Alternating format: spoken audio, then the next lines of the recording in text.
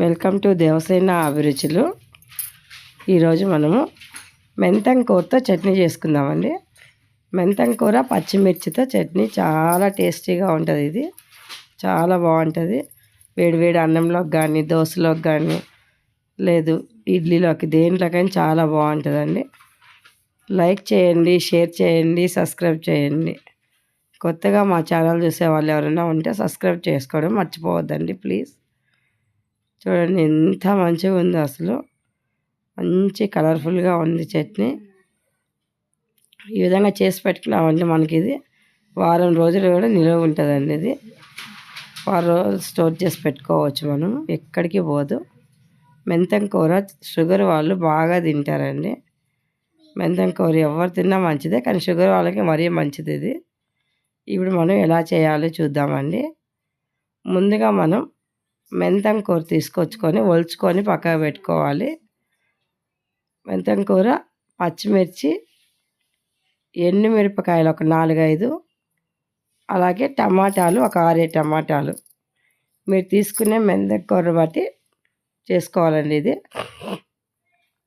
ముందుగా మనం స్టవ్ మీద కడాయి పెట్టేసుకుందాము. కడాయిలో కొంచెం ఆయిల్ వేసుకుందామండి. ఆయిల్ కొంచెం హీట్ ఎక్కాలి. ఆయిల్ హీట్ ఎక్కిన తర్వాత కొంచెం జీలకర్ర వేసుకుందాము. మంచి స్మెల్ ఉంటుందండి జీలకర్ర వేస్తే. అలాగే 4-5 ఎండుమిర్చి 2గా చించి వేసేసుకోవాలి. ఇది కొంచెం వేగాలండి. మిరపకాయలు ఒట్టి పచ్చిమిర్చి కాకుండా ఎండుమిర్చి కూడా వేసుకుంటే బాగుంటుంది. పచ్చిమిర్చి ఒక 100 గ్రాములు పచ్చిమిరపకాయలు వేసుకోవాలి. ఒక 100 గ్రాములు పచ్చిమిరపకాయ వేసుకొని బాగా వేపుకోవాలి. ఇవన్నీ వేగేటప్పుడే మెంతం కూర కూడా వేసేసుకోవాలండి. మెంతం కూర మంచిగా వలుచుకొని నీట్గా కడిగి పెట్టుకోవాలి. చూడండి, మెంతం కూర కూడా బాగా వేగాలి ఆయిల్లో. మెంతం కూర చేదు ఉంటుంది అనుకుంటారండి, ఏమీ ఉండదు, చాలా టేస్టీగా ఉంటుంది ఇది. ఇప్పుడు కొంచెం సాల్ట్ వేసేద్దాము. ఈ సాల్ట్ వేసేస్తే త్వరగా మగ్గిపోతుందండి. పచ్చిమిరపకాయ ఆల్రెడీ మగ్గిపోయినాయి కాబట్టి మెంతం కూర కూడా మగ్గాలి. ఈ సాల్ట్ వేసినందుకు త్వరగా అయిపోతుందండి మనకు. ఈ విధంగా బాగా వేపేసుకొని బాగా పచ్చిమిరపకాయలు అన్నీ వేగిపోయాక తీసి మిక్సీలో వేసుకోవాలండి.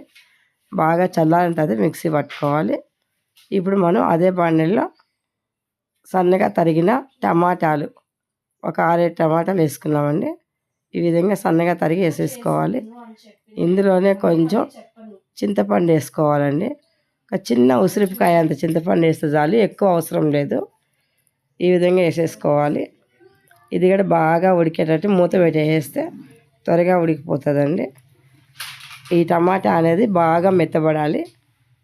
మంచిగా మెత్తగా అయితే ఈ టమాటా అనేది మంచిగా ఉడికిపోతుంది. చూడండి, అందులో ఉన్న వాటర్ మొత్తం కూడా వచ్చేసాయి. మూత పెడతానికి వాటర్ వచ్చిందండి. ఇప్పుడు టమాటా ఉడికేలోపు మనము ఈ పచ్చిమిరపకాయలు, మెంతం కూర చల్లారిపోయింది కదా, మిక్సీ తిప్పుకున్నామండి. ఒక్కసారి మిక్సీ తిప్పుకుంటే సరిపోతుంది. ఎందుకంటే తర్వాత మళ్ళీ మనం టమాటా వేసి, టమాటా కూడా చల్లారిపోయిందండి. ఇప్పుడు టమాటా కూడా వేసి మిక్సీ పట్టేసుకుందామండి. మరి మెత్తగా మిక్సీ పట్టద్దండి. ఏదైనా కూడా కొంచెం బరకగా ఉంటేనే టేస్ట్ ఉంటుంది.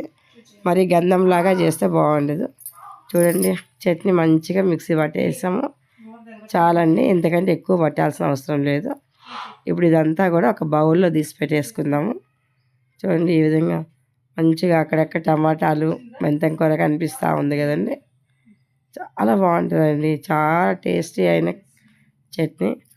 ఎప్పుడు పచ్చిమిరపకాయల చట్నీ అలా కాకుండా ఈ విధంగా ట్రై చేయండి. పుదీనా చట్నీ లాగానే అండి ఇది కూడా. ఇప్పుడు మనం చట్నీకి పోపు పెట్టుకుందాము. పోపుకి ముందుగా మనము కడాయి పెట్టేసి కడాయిలో ఆయిల్ వేసేసుకుందామండి. ఆయిల్లో పోపు గింజలు, ఆవాలు, జీలకర్ర వేసేద్దాము. ఇవి కొంచెం వేగాలి. ఇది కొంచెం వేగిన తర్వాత ఒక 2 ఎండుమిర్చి వేసుకుందామండి. అలాగే కొంచెం శనగపప్పు, కొంచెం మినప్పప్పు, ఈ 2 కూడా వేసుకోవాలి. చాలా బాగుంటాయండి పప్పులు వేసుకుని, దానివల్ల చట్నీ చాలా రుచి వస్తుంది. కొంచెం కరివేపాకు వేసేసి ఈ చట్నీలో పోపు వేసుకుందామండి. చూడండి, పోపు వేసుకుంటున్నాం.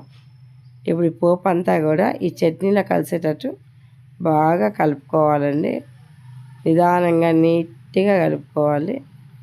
వేడి వేడి రైస్లో తిన్నామంటే అసలు అద్భుతంగా ఉంటుందండి ఇది. మీరుగా చేసుకో